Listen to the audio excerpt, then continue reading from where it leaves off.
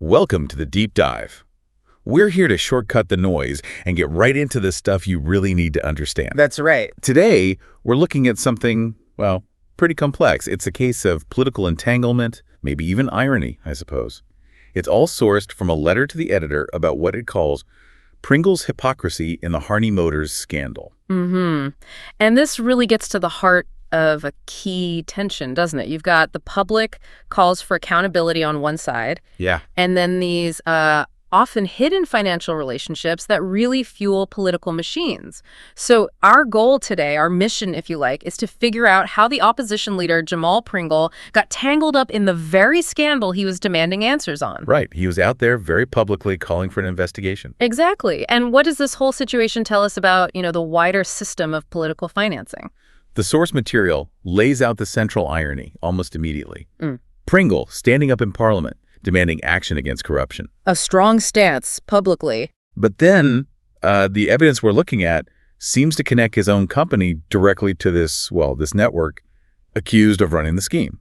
It's quite the setup. It really highlights that clash between what's said and what's maybe actually happening behind the scenes. Okay, so let's unpack this. Where should we start? Maybe with Harney Motors itself, the source of the whole thing. Absolutely. You can't grasp the political side without understanding the mechanics of the original problem. This wasn't just, bending the rules a bit. Harney Motors was allegedly running an illegal duty-free selling racket. An illegal racket. Right. So how did it work? The letter mentions fake documents. That's the core of it. They were apparently using fake tax exemption documents. Now, these things are normally tightly controlled, right? For diplomats, certain NGOs. Okay. But they allegedly faked them to avoid paying the massive import duties on vehicles coming into the country. Wow. So by dodging those duties, they could sell cars cheaper or just pocket the difference. Well, pocket millions, according to the source. Millions in profits that should have gone to the Treasury. To the taxpayers, essentially. That's significant fraud. It gives them a massive, totally unfair advantage too, I imagine. A huge illicit advantage. And it fundamentally defrauded the public purse. Okay, so you got these millions in, let's call it dirty money. Where does it go? That's always the next question, isn't it? It is. And according to the evidence cited in this letter, it wasn't just sitting offshore somewhere. No. No. It was apparently funneled straight into political circles. Okay. Specifically linked to the United Progressive Party, the UPP. Okay, so the plot thickens considerably there. It's not just tax fraud anymore. Not at all. Now it's about political dependency. We need to move past just the how of the fraud and look at the financial structures it might have been supporting. Which takes us right into our next section, really. Harney Motors and its connection to the UPP. The letter calls it a financial lifeline. That's the term used, yes. And it suggests the relationship wasn't just casual, not just a standard donation. What does the source say about how deep this connection runs? It paints a picture of a long-standing relationship. Harney Motors is named explicitly as one of the UPP's main financiers for years. Main financiers, plural, or the main one? Well, the source describes them as one of the main ones, but also uses incredibly strong terms, suggests they bankrolled campaigns, Right. provided vehicles, handled sort of quiet financing behind the scenes, basically acting like a shadow treasurer. And party insiders quoted in the source material seem to confirm this. They're described as being quite blunt about it, yeah.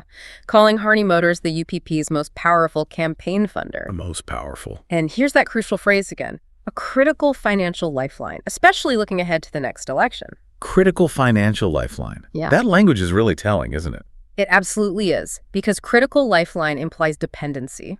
It suggests the party's survival, or at least its ability to compete effectively, might hinge on this one source of funding. Which, if that funding source is potentially compromised or involved in illegal activity, it creates an enormous conflict, a huge potential problem. Does the party prioritize cleaning house? Or does it prioritize keeping the lights on, so to speak? Financial survival versus public accountability. and that sets the stage perfectly for the silence we apparently see later on. Exactly. Okay, so let's bring Jamal Pringle back into this. Section 3, his direct link and the hypocrisy argument. Right. So Pringle, as opposition leader, he's out front. He's the voice demanding an investigation into this very Harney Motors scandal. Looks like leadership, right? Holding the government accountable. Yeah, on the surface, that's what you'd expect from the opposition. But then the sources drop this bombshell, this contradiction. Okay, this is where the specifics really matter, I guess. What's the actual evidence linking his company? The letter is quite specific here. It states Pringle's company received a vehicle. Not just any vehicle, but one already flagged in the ongoing probe into this duty-free scheme. Flagged, meaning investigators were already looking at it. That seems to be the implication, yes, Yeah. that it was part of the inventory under suspicion. And how did his company get it? This is crucial.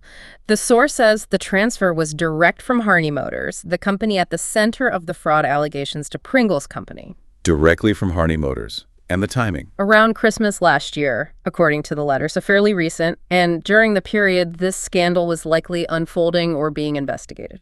Wow. Okay. So the direct transfer, the timing, the fact the vehicle itself is flagged, that certainly looks problematic. It's problematic, and it's the basis for that phrase, hypocrisy laid bare. The argument is, how can you condemn a practice publicly while your own company appears to be benefiting, even indirectly, from the very same network? If that vehicle came from Harney Motors and their operation allegedly involved dodging duties, then you have to ask serious questions about that transaction, don't you? Was it a totally clean, arm's-length purchase at full market value with all duties properly paid? or was it discounted? Yeah. A gift, some kind of murky in-kind contribution facilitated by the fraud itself. Those are the uncomfortable questions raised by the source material.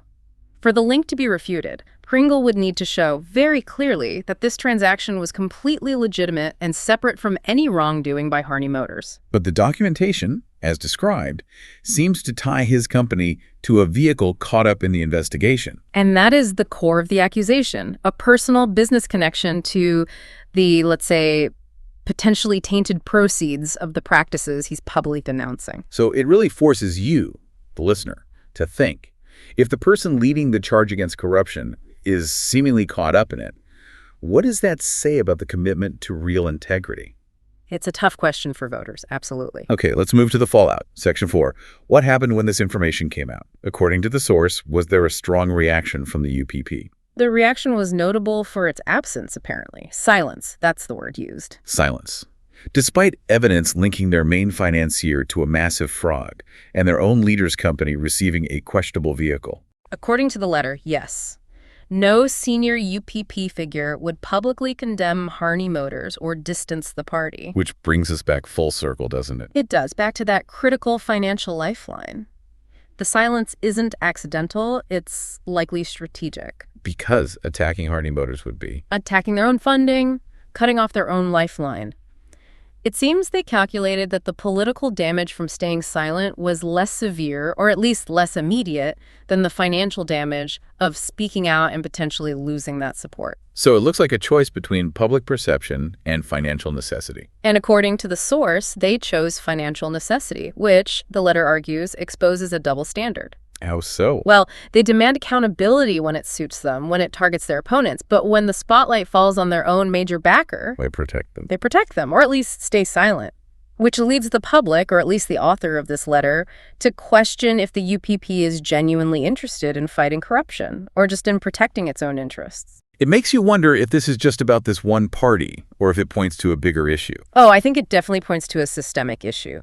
Politics costs a lot of money. Running effective campaigns requires enormous resources. Yeah.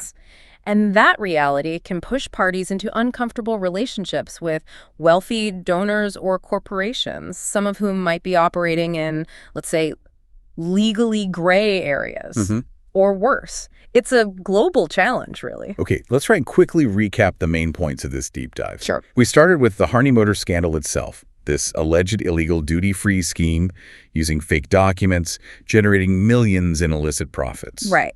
Then we saw how that money allegedly flowed into the UPP, making Harney Motors not just a donor, but a critical financial lifeline. Which explains the party's silence when the scandal broke. They couldn't afford to cut ties. And then the central irony, Opposition Leader Jamal Pringle, who is publicly demanding the investigation. He'd get the loudest voice. His own company was then linked to the scheme, receiving a vehicle directly from Harney Motors that was already part of the investigation. Which perfectly sets up that phrase from the source material, the old saying, if you live in a glass house, don't throw stones. It really does capture the essence of the political predicament described here. It's a powerful image for thinking about integrity and, well, political reality. And maybe building on that and thinking about this whole critical financial lifeline idea, here's something for you to mull over.